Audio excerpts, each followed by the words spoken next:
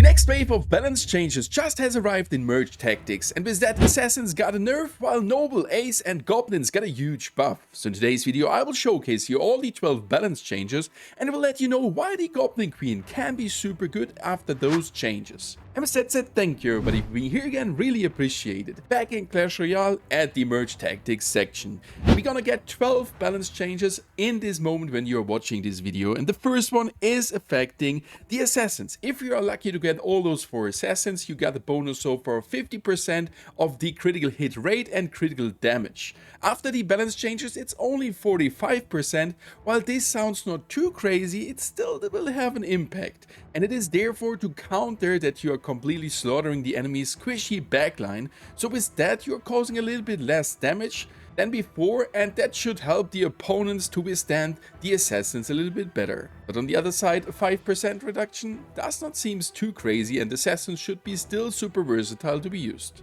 The next change is affecting this coaching modifier. Bench troops gain 100% HP and 50% damage next round. Unlocks a diamond, and this one will be changed. After the update, the HP buff will be only 50% and the additional damage will be only 30%.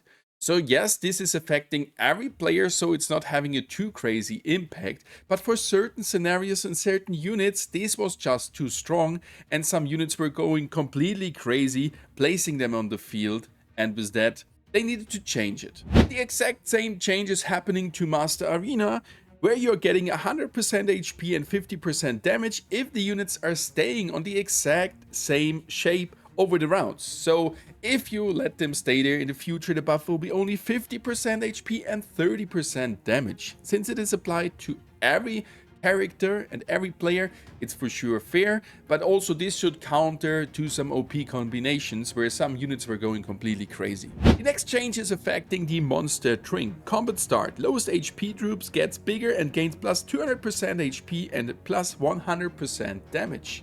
Well, after the update today, it's only half the amount, so plus 100% HP and plus 50% damage. Some of the high cost units were profiting from that a lot, so they had to change a little bit to align to some recent buffs, and that's totally understandable. Before jumping to the buffs, a friendly reminder: if you have enjoyed the video so far, don't forget to leave a like and subscribe completely for free to my channel to not miss any Clash Royale or Merge Tactics content in the future. If you want to support me more, don't forget to use code STORMY before checking out. The Electro Giant getting a huge buff. So far he was placing this electric field around himself every 9 seconds, which is pretty long. So the main use case was just his tanking abilities, and if you were lucky, the electric field could cause some good damage in a good area around.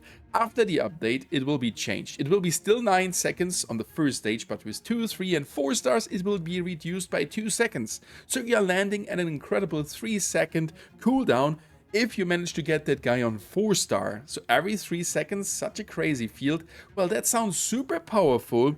While you most likely won't get him on 4 star, but 3 star is definitely possible, where you have a cooldown of 5 seconds. That's almost half the amount of before those changes. The Skeleton Dragon is also getting a buff. While I'm not sure if that is enough, it's definitely into the right direction. Whenever that guy is splitting up, he was losing 50% of his HP. After the update it will not be 50, it will be only 30%.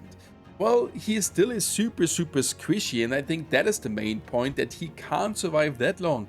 Not mattering if he gets 50% or 30% less HP, but nevertheless it will be a good change, and let's see, maybe the Skeleton Dragon will be more powerful after the update. The Royal Ghost is getting a buff. After the last change, that he has a higher cooldown on his special ability when he turns invisible, he was a little bit too weak. His hit rate or hit speed right now is 0.9 seconds. And gets decreased by 10% down to 0.83 seconds. So after the update, that guy will attack more or faster than before, which can be crazy, as this guy was not too weak in my opinion, but for sure. On the other side, assassins getting nerfed, this guy getting a buff that could help the assassins to be definitely back in the meta. The next change is affecting the electric trait. Yep, so not only that the Electro Giant is getting a buff, the trait is getting one as well. You're getting a damage buff of the active ability. The stuns remain. It's still hard to get, but the damage will be increased by 33%, and that damage was already super powerful before.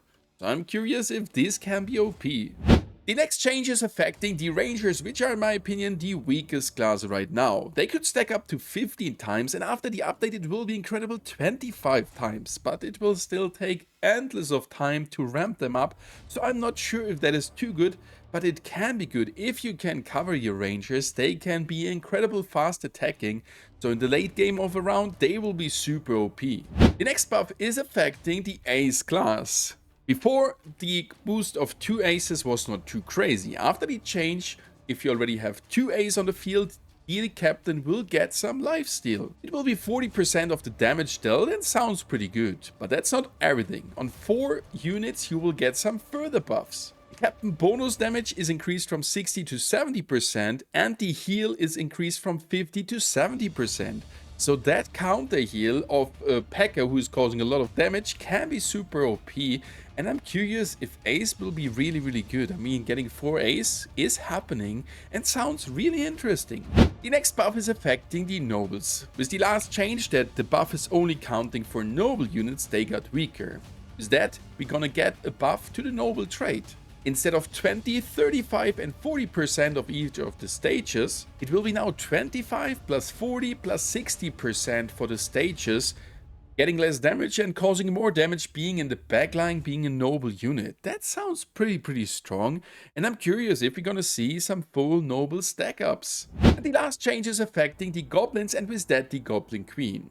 On the first trade activation you only could get 2 elixir cards. Now there's a chance you get a 3 elixir card, so the Dart Goblin, which is already a buff. And then on stage 2, so having all the 4 goblins on the field, you could still get those 2 elixir goblins. Now you're getting guaranteed a 3 or 4 elixir goblin. That is definitely a huge buff, and combined with the Goblin Queen ability, we can see some crazy goblin teams out there, but I'm not sure if the goblins will be that good, since if you would block 4 spots on the field, you have only 2 additional ones to work around some other stuns, damage, or tanky abilities. Yes, we got the goblin machine, and getting it on 4-star is disgusting, but let's see. I think this will be a big change and have a huge impact on how to play the Goblin Queen, since you can stack up those goblins even better than before, and not only the 2 elixir goblins. So what are your thoughts on those changes? Which things you would change? Write it down below in the comments. Thank you guys for watching, and happy clashing.